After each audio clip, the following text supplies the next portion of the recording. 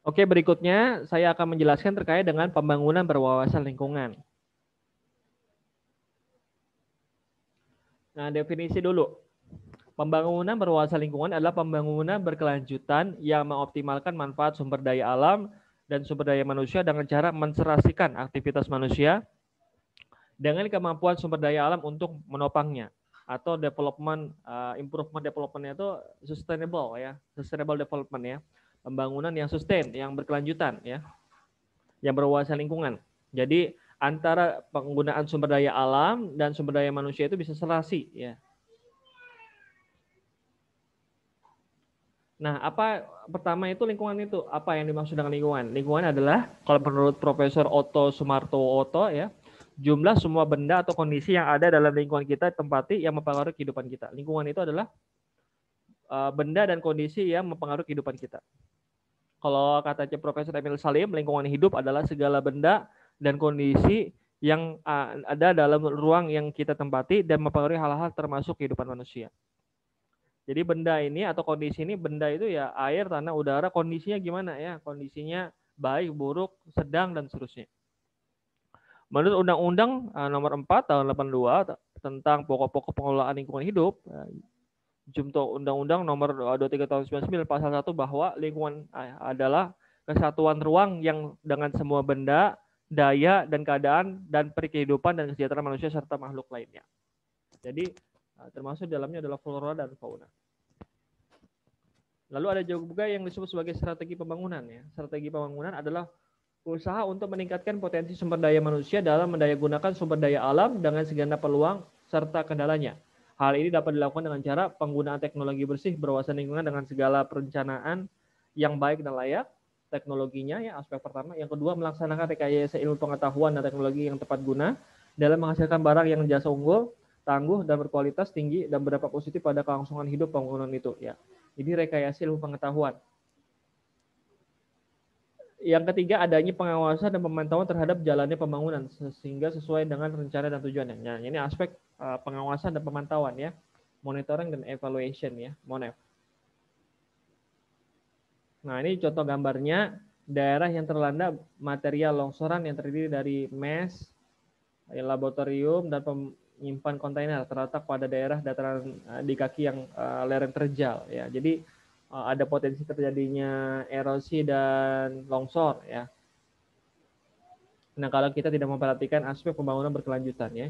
Jadi pembangunan tapi tidak memperhatikan aspek dari secara geografis, morfologis bentang alam dan seterusnya ya.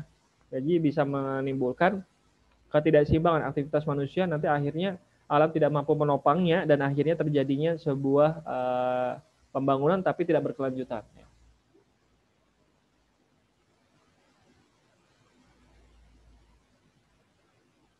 Nah, oleh karena itu perlu keseimbangan dalam pembangunan ya. Prinsip pembangunan berwawasan lingkungan adalah pendayagunaan semua sumber daya alam sebagai pokok kemakmuran rakyat dilakukan secara terencana, bertanggung jawab dan sesuai daya dukungan dengan mengutamakan sebesar-besarnya kemakmuran rakyat serta memperhatikan kelestarian, fungsi dan keseimbangan lingkungan hidup bagi pembangunan berkelanjutan, sustainable development ya. Jadi kalau dalam undang-undang kita pasal yang ke-33 ya. Nah, keseimbangan tersebut adalah pertumbuhan ekonomi harus memperhatikan kelestarian fungsi ekosistem dan nanti akhirnya juga mempengaruhi kehidupan sospolbut ya, sosial, politik dan budaya. Jadi aspek ekonomi, aspek sosial, aspek lingkungan berkaitan. Nah, kalau pembangunan berkelanjutan itu kalau di dunia internasional kita mengenal kita sebut sebagai SDGs ya. Sustainable Development Goals ya, SDGs ya. Karena goals-nya itu ada S-nya ya, SDGs ya. Ada 17 goal untuk mentransformasi dunia kita ini. Nah, biasanya kalau kita di lingkungan itu yang nomor 6 ya, clean water and sanitation ya. Nah, ini yang apa namanya, karena air itu mempengaruhi aspek-aspek yang lain. Konsep pembangunan ini bertujuan membangun kualitas SDM, sumber daya manusia yang mampu menyelaraskan tanggung jawab moral dengan strategi pembangunan berwawasan lingkungan. Jadi kita ini sebagai pengelola atau pengguna sumber daya alam ya harus punya moral ya, jangan sampai menggunakannya itu berlebih-lebihan dan akhirnya berlebihannya tersebut tidak disertai dengan pencegahan dampak lingkungan, lalu terlalu serakah dan akhirnya tidak bisa digunakan untuk anak cucu kita. Maka ini harus ada tanggung jawab moral. Hal ini perlu ditegaskan mengingat adanya kecenderungan gaya hidup konsumerisme hingga bergesernya potensi fisik alami manusia, nature of human physical potential, akibat meluasnya pembangunan perangkat teknologi dependent of technological instrument dalam proses pembangunan itu berlangsung. Jadi seringkali kita itu terlalu konsumtif ya. Misalnya kalau menginginkan sesuatu, maka menginginkan yang lebih baik, tentu saja ya, tetapi menginginkan lebih banyak gitu ya. Makanya kita harus bisa membedakan antara keinginan dan kebutuhan ya. Kalau membutuhkan ya sesuai dengan kebutuhan, tapi kalau keinginan itu tidak akan ada habisnya.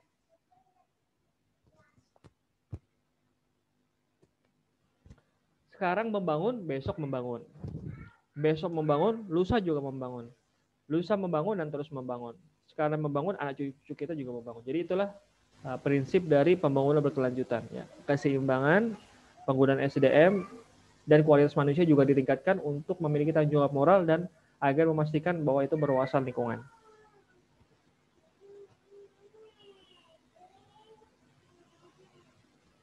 Oke, pembangunan untuk memenuhi kebutuhan masa sekarang tanpa mengurangi kemampuan generasi mendatang untuk memenuhi kebutuhannya.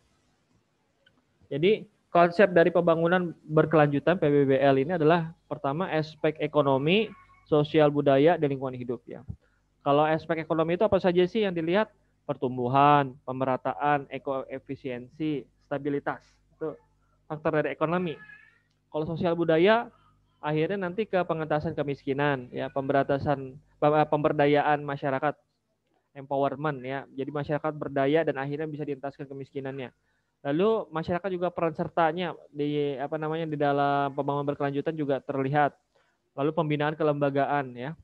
Pembinaan kelembagaan itu baik itu sektor publik ataupun privat, punyanya pemerintah ataupun swasta, itu terdapat pembinaan kelembagaan di sana ya. Jadi masyarakat itu terbantukan ya dengan adanya kegiatan kelembagaan tersebut dan akhirnya bisa diberdayakan.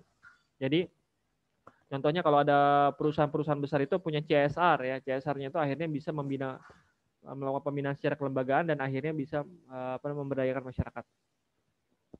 Nanti itu akan berpengaruh, ekonomi akan bertumbuh, pemerataan, dan akhirnya bisa terjadinya stabilitas ya. Kalau ekonomi stabil, cenderung sosial juga stabil. Kalau orang nggak bisa makan, maka dia cenderung tidak stabil. Sebuah negara itu kalau misalnya masyarakatnya nggak bisa makan. Nah, tetapi juga harus seimbang dengan lingkungan hidup atau sumber daya alam ya. Pengelolaannya, pelestariannya, dan pencegahan pencemaran atau perusakannya ya. Jadi harus dijaga terus nih lingkungan hidup agar bisa sustainable ya. Jadi ekonomi, sosial budaya, dan lingkungan hidup sumber daya alam. Jadi pembangunan yang berkelanjutan adalah pembangunan untuk memenuhi kebutuhan masa sekarang tanpa mengurangi kemampuan generasi mendatang untuk memenuhi kebutuhannya dengan memperhatikan aspek ekonomi, sosial budaya, dan lingkungan hidup atau sumber daya alam. Nah, apa yang terjadi jika tidak memperhatikan pembangunan berwawasan lingkungan? Yang pertama global warming ya. Baru-baru ini ramai sekali ya di pemberitaan ya, Presidennya Amerika Serikat yang sekarang itu Joe Biden menyampaikan dalam pertemuan intelijen negaranya ya bahwa menyampaikan potensi bahwa Jakarta itu akan tenggelam dalam proyeksi 10 tahun yang akan datang. Nah, Jakarta itu disampaikan seperti itu akan tenggelam. Ya, Indonesia ibu kota Indonesia Jakarta itu akan tenggelam karena pemanasan global.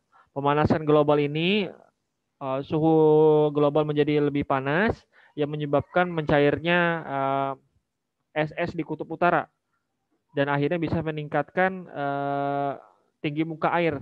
Nah, ketika tinggi muka air ini meningkat, maka daerah-daerah ibu kota ataupun daerah-daerah yang lain itu yang rendah, maka akan terendam oleh air. Kalau terendam dengan air, maka potensinya apa? Berikutnya yaitu adalah berkurangnya daratan. Kalau berkurangnya daratan, maka akan terjadi perebutan sumber daya alam. Ya kan ya, sumber daya alam menjadi lebih terbatas karena daratan berkurang. Kalau sumber daya alam terbatas, maka akan terjadi konflik karena perebutan kebutuhan terhadap sumber daya alam tersebut. Misalnya berita-berita terakhir, kalau yang kaitannya sama daratan dan lautan ini, terkait dengan wilayah ini adalah perebutan Laut Cina Selatan ya. Jadi India, Amerika itu sudah ngirim kapal perangnya ke Laut Cina Selatan.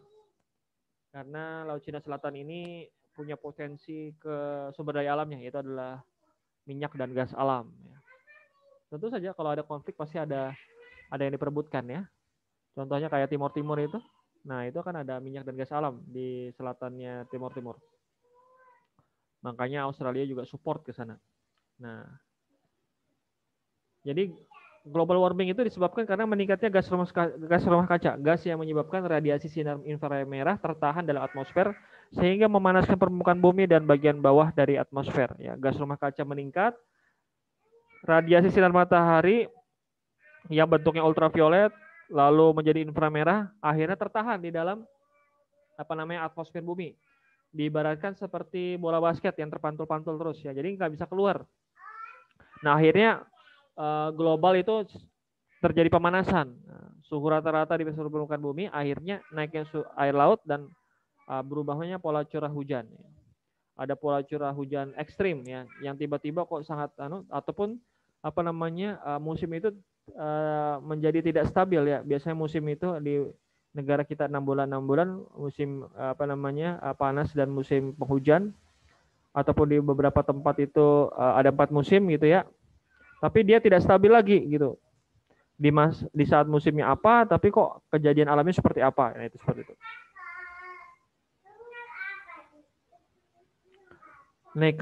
Kecenderungan kenaikan suhu permukaan bumi ya. Ini adalah gambarannya. Jadi semua itu dipengaruhi oleh gas rumah kaca ya. Salah satunya adalah konsentrasi CO2. Nah, kalau CO2 meningkat, maka perubahan suhu tahunan itu akan juga meningkat ya. Nah, pola kenaikan suhunya itu juga sangat ekstrim sekali ya sejak tahun 2000 ini. Jadi sangat berbahaya sekali kalau kita tidak memperhatikan terkait dengan penggunaan alat-alat ataupun barang-barang yang terlalu berlebihan. Maka kita harus bisa memperhatikan barang-barang kita ini juga eco-friendly ya. CO2 emission from fossil energy consumption. Jadi CO2 itu meningkat karena salah satunya adalah penggunaan energi fosil. Ya. Di tahun 2004 energi sektor mengkontribusikan sekitar 280,31 metrik karbon dioksida atau sekitar 80% dari total emisi nasional kita ya, CO2-nya. Jadi salah satunya itu aspek itu adalah penggunaan BBM yang mengemisikan CO2. Nah, sumber gas rumah kaca itu apa saja? Yang pertama karbon dioksida sekitar 55%. CFC ya, klorofluorokarbon 3, lemari pendingin 24%. Gas metana ya ini dari sampah-sampah segala macam 16%. N2O nitrous oksida pembakaran banyak bahan bakar minyak ya, ataupun penggunaan pupuk. Dampak pemanasan global, mencairnya es di kutub utara, pergeseran musim, ini tadi sudah saya sampaikan dua ini, peningkatan permukaan air laut sudah saya sampaikan, perubahan iklim ya, perubahan iklimnya menjadi tidak stabil. Ada siklus 5 tahunan, ada namanya La Nina dan El Nino ya. Krisis persediaan makanan akibat gagal panen ya, karena lahan berkurang, kebakaran hutan karena panas yang sangat ekstrim, hilangnya jutaan spesies flora dan fauna. Dampak global warming per sektor, perikanan, ya, air laut panas, menurunkan jumlah terumbu karang, punahnya berbagai jenis ikan yang bernilai tinggi. Kehutanan, pergantian spesies flora dan fauna, kebakaran hutan. Pertanian, gagal panen, turunnya produksi pangan, sawah kebanjiran. Kesehatan, meningkatnya penyakit tropis, DBD, malaria. Karena faktor-faktor penyebab penyakit tersebut meningkat ya. Respon terhadap global warming tahun 80-an dibentuk lembaga IPCC, Intergovernmental Panel on Climate Change ya. Lalu tahun 90 juga IPCC mengeluarkan hasil penelitian yang menyebutkan perubahan iklim sebagai ancaman bagi kehidupan umat manusia. 97 Protokol Kyoto isinya menurunkan emisi gas rumah kaca, mengurangi emisi gas rumah kaca. Tahun 2000 CDM Clean Development Mechanism isinya mekanisme yang memungkinkan negara maju untuk mengimplementasikan kegiatan yang bisa menekan emisi negara-negara berkembang. Nah, apa yang harus kita lakukan? Nah, intinya adalah pertama keseimbangan antara sumber daya alam yang sebelah kiri dan manusia ya. Nah, ini semuanya adalah aspek lingkungannya, pembinaan konservasi, rehabilitasi ya. Nanti kaitannya ke tenaga kerja, ini tenaga kerja perlu diklat ya. Nanti ketika ada sebuah pengolahan, eksploitasi bahan baku bahan mentahnya, nanti ada limbahnya, maka harus dimanfaatkan ya. Jadi kalau produksi itu ataupun konsumsi ataupun bahan baku bisa menghasilkan limbah, maka limbahnya ini harus dimanfaatkan atau digunakan sebagai lahan-lahan wisata. Misalnya apa yang bisa digunakan. Jadi harus terus berdaya ya, jangan sampai tidak terolah ataupun tidak terkelola dengan baik. Nah, hal tersebut membutuhkan IPTEK, ilmu pengetahuan dan teknologi. Nah, kalau sebelumnya kita mengenal 3R, reduce, reuse, recycle. Nah, ada juga disebut sebagai refine dan recovery. Kalau refine itu menghaluskan, perbaikan mutu, tingkatkan kualitasnya. Jadi sebuah produk itu ditingkatkan kualitasnya. Recovery, sekurang-kurangnya kembalikan kualitas kepada keadaan yang lebih baik. Ada istilah yang lain, retrieve, replace, replant, relocate, rehabilitate, dan restock.